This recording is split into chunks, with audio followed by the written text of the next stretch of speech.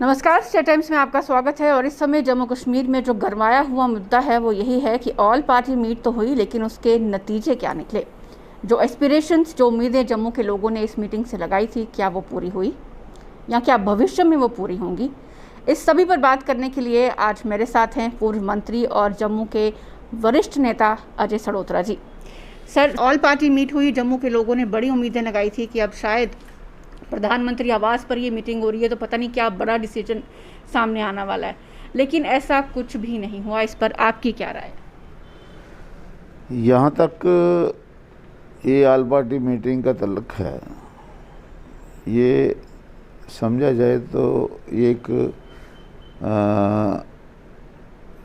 Right step in right direction, मतलब सही शुरुआत थी और एक अच्छी डायरेक्शन में थी।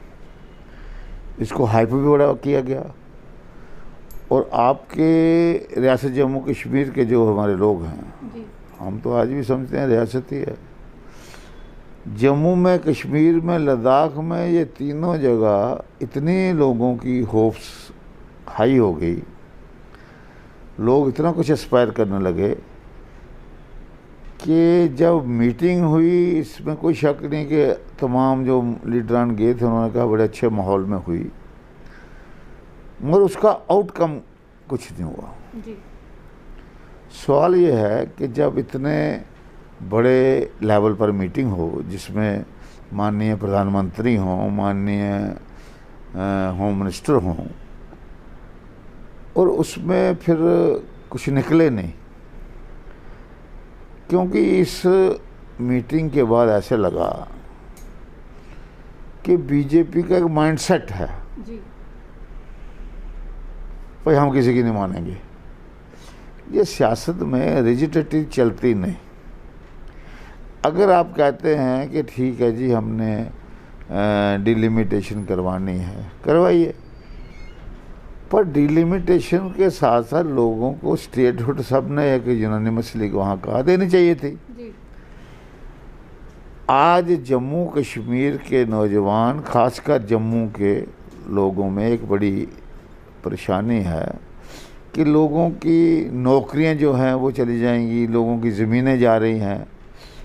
अगर उस मीटिंग में, जिसको कहते हैं टू स्टार्ट विद, अगर यही दे देते कि भाई आपको हम नौकरियां दे देंगे, बाहर से कोई नौकरी देने नहीं आएगा, क्या गस्टेड क्या नॉन गस्टेड, और आपकी ज़मीनों पे कोई आदमी खरीद फरोख्त नहीं कर सकेगा। ये ज़मीनों की खरीद फरोख्त और नौकरी की जो मसला है, ये कोई जम्मू कश्मीर रियासत का नहीं है। ये बड़े क्या कहते हैं, बड़ी रियासतों में ऐसे कानून हैं कि लोग बाहर से नौकरी नहीं कर सकता या बाहर से कोई ज़मीन नहीं खरीद सकता जी।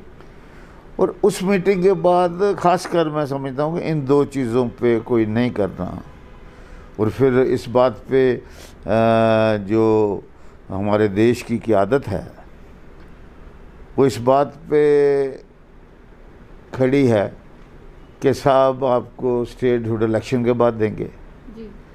तो वो कुछ ऐसे लगता है जैसे नीयत ठीक नहीं, जो मैं समझता हूँ।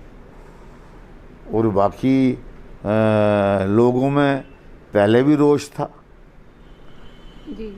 370 चला गया, 35 चला गया, तो उसके बाद लोगों में जो इन्होंने सबज बाग दिखाए थे, लोगों में इस बात का भी रोष है कि वो सबज बागों का क्या होगा। लोग ये चाहते हैं कि कम से कम महाराजा हरि सिंह साहब ने जो लोगों को ज़मीन और नौकरियों की प्रोटेक्शन दी थी, उसको एक कॉन्स्टिट्यूशनल गारंटी हमारी जो मरकज़ी सरकार है वो दे, ताकि यहाँ लोगों में बेचैनी ना रहे, और जो खासकर नौजवान पीढ़ी है उनमें अनरेस्ट ना रहे, उनमें फ्रस्ट्रेशन ना आए कि हम पढ़ लिख के जाएंगे मगर हमारी नौकरियां तो बाहर के लोग ले जाएंगे। क्योंकि रियासत जम्मू कश्मीर के लोगों ने बड़ी कुर्बानियाँ दी हैं।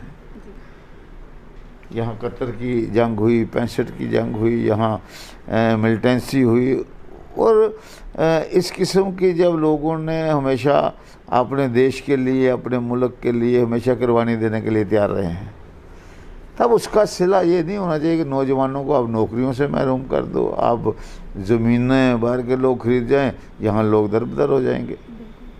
लोगों की जो नाराज़गी है, जम्मू में नाराज़गी, कश्मीर में नाराज़गी है, उस नाराज़गी को दूर करने के लिए लोगों को टू स्टार्ट विद कि आप इनको, इनकी जो ख्वाहिशात हैं उनको पूरा करना एक सरकार का फ़र्ज़ बनता है। सरकार पार्टी किसी की भी हो, जब सरकार बन जाए वो सबकी होती है। अगर आज प्रधानमंत्री हैं, हमारे भी प्रधानमंत्री हैं, अगर होम मिनिस्टर हमारे भी होम मिनिस्टर हैं।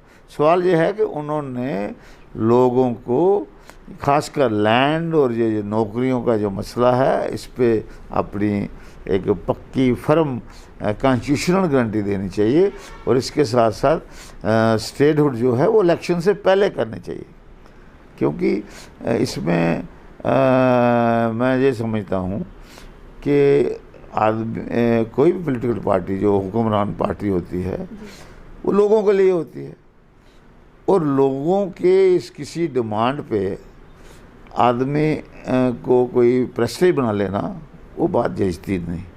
कोई ये ऐसी बात नहीं मांग रहे हैं रियासत जम्मू कश्मीर के लोग के जो आपको देने के लिए बड़ी प्रॉब्लम है। ये आपकी कमिटमेंट है।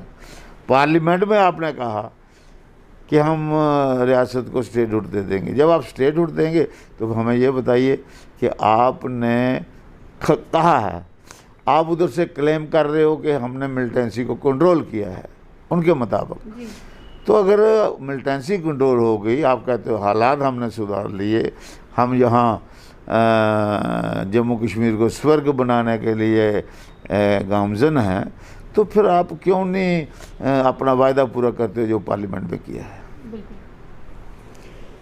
सर ने बहुत सही बात कही कि अपने निजी स्वार्थों से ऊपर उठकर जम्मू के लोगों के लिए, और जो वायदे सरकार ने, जो सब्ज़बाग सरकार ने जम्मू के लोगों को दिखाए थे कि उन्हें स्टेटहुड वापस मिलेगी, वो बहुत जल्द जम्मू के लोगों को वापस मिलनी चाहिए, और यहाँ पर एक चुनी हुई सरकार का होना भी बेहद ज़रूरी है।